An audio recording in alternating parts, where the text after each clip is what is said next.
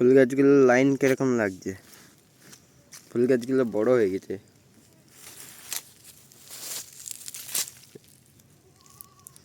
গাছগুলো বড় হয়ে গেছে, এরকম ভাবে মাটি দিতে হবে।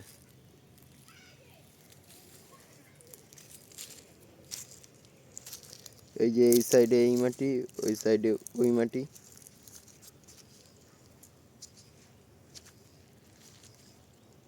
এরকম ভাবে দিতে যেতে যেতে হবে জল দিয়ে।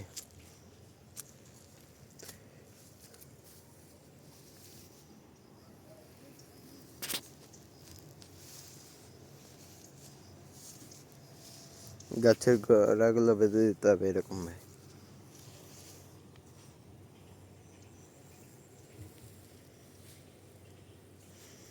গাছগুলো বড় হয়ে গেছে, এবার গোড়ায় মাটি দেবো।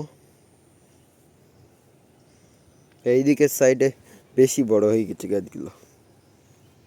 আর এই যে বর্ষাকালের গাছ,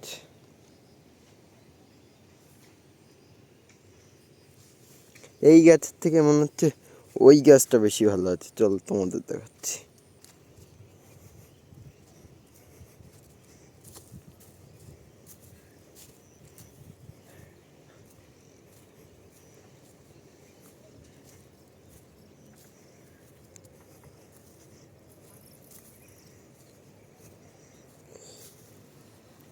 এই যে এই গাছের থেকে এই গাছটা বেশি ভালো আছে। আজকে 1000 টাকার ওষুধ দিল, 1000 টাকা দেখাতে পারলাম না তোমাদের। আর এই যে আমি যে মাঠটা চাষ করছি,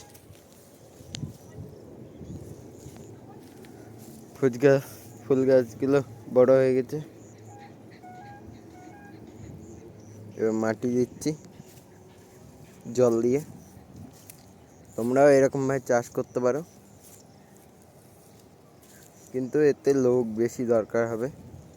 নিজে খাটতে পারলে খুব ভালো, তাহলে লোকের পয়সাটা বেঁচে যাবে। আর যদি নিজে না খাটতে পারো তাহলে পয়সা বাঁচবে না। কেন কি, যারা কাজ করবে তাদের পয়সা দিতে দিতেই তোমার পয়সা খরচা হয়ে যাবে। তারপরে আবার ওষুধ,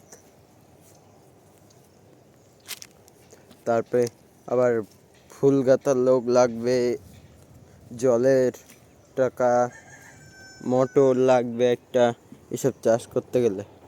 ফুল গাছ, এই জন্যই তো সব মাঠ চাষ হয় না।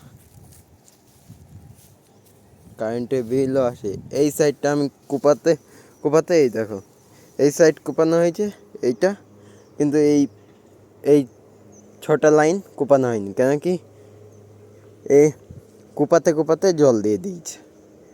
কি আর করব, ঠিক আছে।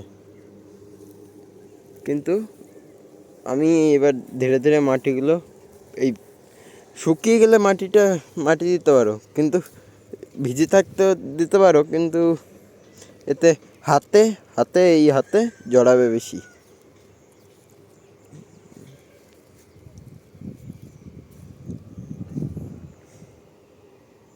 গাছ লাগাতে গেলে গাছের মধ্যে টাইম দিতে হবে, ঠিক আছে। নাহলে এসব গাছটা যে হবে না। আর ওষুধ দিতে হবে, পোকা মারাটারা, ঠিক আছে। তোমরা লাইক আর সাবস্ক্রাইব করছো না, আর কমেন্ট করো। কমেন্ট না করলে হয়? কীরকম গাছগুলো বড় হয়েছে, কীরকম খারাপ না ভালো দেখতে হয়েছে, এটা তো বলো।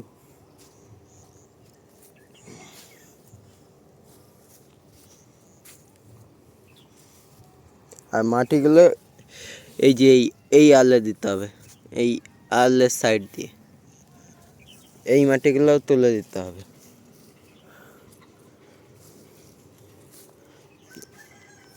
চলো টাটা, বাই বাই। আর ওই সাইডে কুমড়ো, তারপরে শসা, তারপরে লাল শাক টাক লাগিয়েছে। এই দেখো লাল শাক টাক লাগিয়েছে।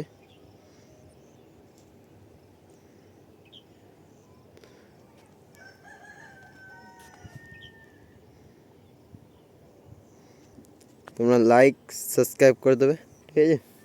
Tata, bye bye. আর গাছগুলো কীরকম বড় হয়েছে কমেন্ট করে দেবে।